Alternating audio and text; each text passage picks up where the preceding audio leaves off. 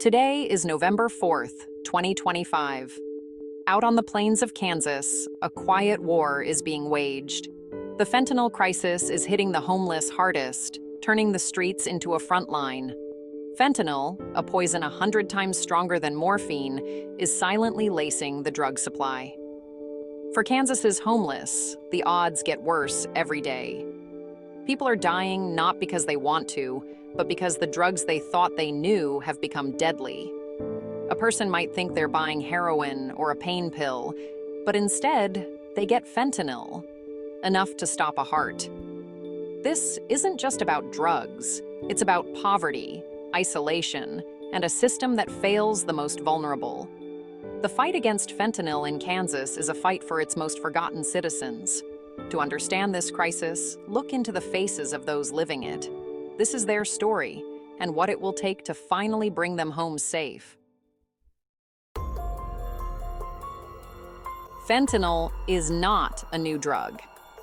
For decades, doctors have used its pharmaceutical-grade form to manage excruciating pain. But the fentanyl flooding the streets of Kansas is a different beast entirely.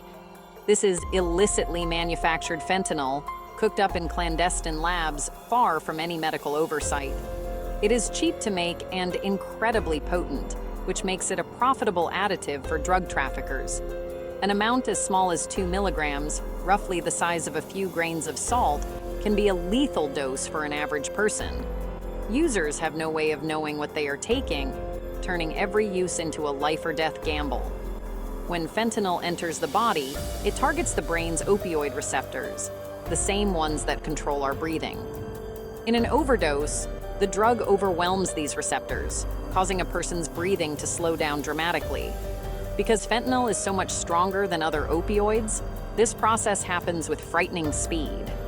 This contamination of the drug supply means that the crisis is no longer confined to opioid users. People who have never used an opioid in their life are now dying from fentanyl overdoses. This is why public health officials are sounding the alarm with such urgency. The poison is in plain sight, hidden within drugs that people have used for years, and it is killing Kansans from all walks of life. For individuals experiencing homelessness in Kansas, the fentanyl crisis is an ever-present reality that compounds every other hardship they face.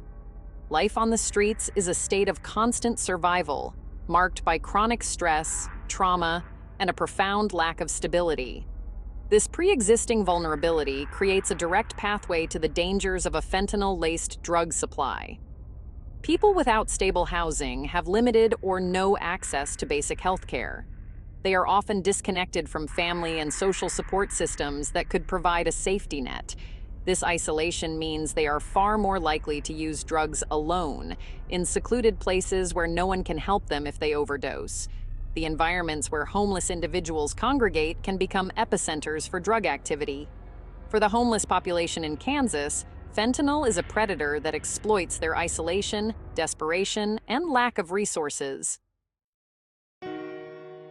Statistics show the scale of the fentanyl crisis, but not the heartbreak it leaves behind. In Kansas, Michael's story echoes the devastating reach of this poison. He was a son, a brother, and a friend. After losing his job and suffering a back injury, Michael turned to what he thought were prescription painkillers. The pills were counterfeits, laced with fentanyl. Addiction took everything. He lost his home and ended up in a tent city. One cold morning, Michael was found unresponsive. He had overdosed at just 28. His story is not unique. This tragedy repeats across Kansas, showing the true human cost. In the face of this devastating crisis, Kansas is fighting back on two fronts: enforcement and community engagement. Law enforcement agencies across the state have recognized that they cannot simply arrest their way out of this problem. Police departments and sheriff's offices are collaborating with federal partners to investigate and dismantle the trafficking networks. Their goal is to trace the drugs back to their source and hold the dealers and distributors accountable. This enforcement effort is becoming more targeted, focusing on mid-level and high-level traffickers. At the same time, a powerful movement is growing at the community level.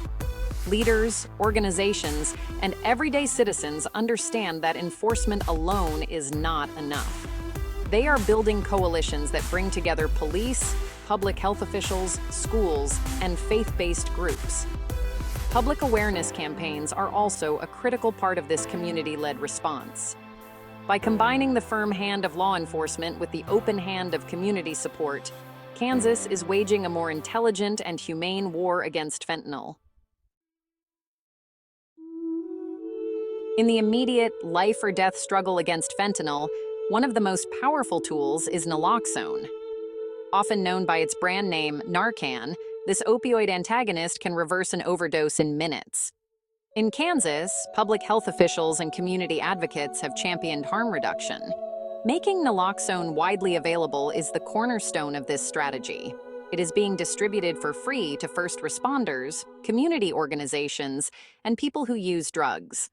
Harm reduction accepts the difficult reality that not everyone is ready or able to stop using drugs. Beyond naloxone, this includes distributing fentanyl test strips. Syringe service programs are another vital component of harm reduction in Kansas. These programs provide clean needles and other sterile injection equipment. The staff at these centers offer wound care, overdose prevention training, and naloxone kits. Harm reduction is a pragmatic and evidence-based response to a public health emergency. In a crisis defined by death, these programs are a powerful affirmation of the value of every single human life. While harm reduction saves lives in the short term, the ultimate goal is to help people find a lasting path to recovery. For Kansas's homeless population, this journey is filled with formidable obstacles. The first major barrier is access to treatment itself. Even when a person makes the brave decision to seek help, they often face a system that is difficult to navigate. There are not enough treatment beds, especially for those without insurance or money. The nature of fentanyl addiction also makes treatment more complex. The withdrawal from fentanyl is notoriously brutal, making medically supervised detox essential. Recovery is about more than just stopping drug use. It's about rebuilding a life. To truly heal, a person needs safe and stable housing, a supportive community, and meaningful employment. Despite these immense challenges, there is hope. Every day, people in Kansas do break free from the grip of fentanyl and begin to heal. The path forward requires a massive investment in a complete continuum of care, demanding empathy and persistence.